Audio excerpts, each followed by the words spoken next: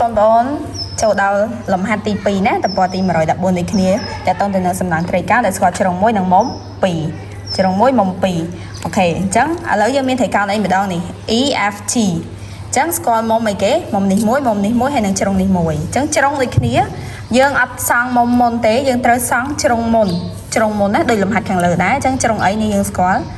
ជ្រុង F G 6 សង់ទីម៉ែត្រអញ្ចឹងយើងទាញបន្ទាត់យើងមក6 សង់ទីម៉ែត្រនេះពីលេខ0រហូតដល់លេខ6កន្លែងនេះណាអូខេអញ្ចឹងយើងចុចមួយមកចាត់ទុកថាយើងយកពីកន្លែងនេះចាស់ណាអញ្ចឹងវាស់ពីលេខ0ដល់លេខ6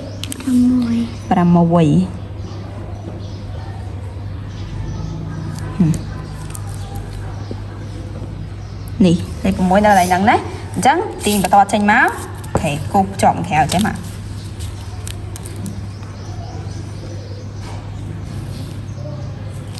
ហើយអញ្ចឹងអាហ្នឹង6 សង់ទីម៉ែត្រ ចាសង់ទីម៉ែត្រជ្រុង F G ចាជ្រុង F G អូខេបងប្អូនអញ្ចឹងយើងបន្តតិចទៀតណាមិញដោយសារដាច់វីដេអូអញ្ចឹងយើងសង់ជ្រុងហើយនេះជ្រុងហើយណាឥឡូវចូលដល់អីគេ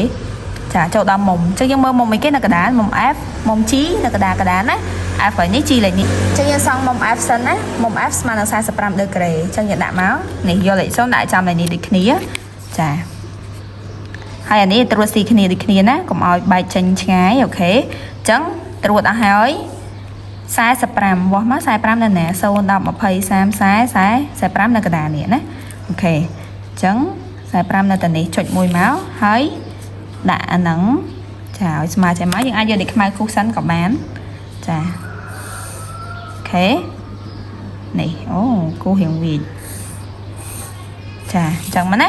អូខេអញ្ចឹងមុំ F យើងសង់ហើយឥឡូវចូលដល់មុំ G ម្ដងមុំ G យើងដាក់ដូចគ្នាណានេះដាក់ចេះមកអូខេ45យើងមើលអ្នកគ្រូប្រាប់ថាមើលលេខខាងណាវិញចាលេខខាងក្រៅវិញណា0 10 20 30 40 45នៅនេះ45អញ្ចឹង45នៅកន្លែងនេះចានៅកន្លែងហ្នឹងណាអូខេ45អញ្ចឹងអនឯងប្រឡែងមកគូសភ្ជាប់អាពីរហ្នឹងមកនេះចាគូភ្ជាប់ចឹងមកណាហើយកន្លែងដែលអត់នេះហ្នឹងអនឯងអាចលុបចោលបានកន្លែងដែលវាចេញក្រៅណាលុបចោលមកឲ្យស្អាតអនឯងអាចនេះចឹងអានេះអក្សរអីគេនៅកណ្ដាលត្រីកោណ E F G ចឹងអានេះដាក់អក្សរ E មកអូខេចឹង E F G មុំ F ស្មើប៉ុន្មាននេះមុំ F នៅកណ្ដាល45ដឺក្រេមុំនេះមុំ G ក៏45ដឺក្រេដែរតោះណាចាអញ្ចឹងអានេះគឺជាត្រីកោណចា E F G ដែលមានជ្រុងចា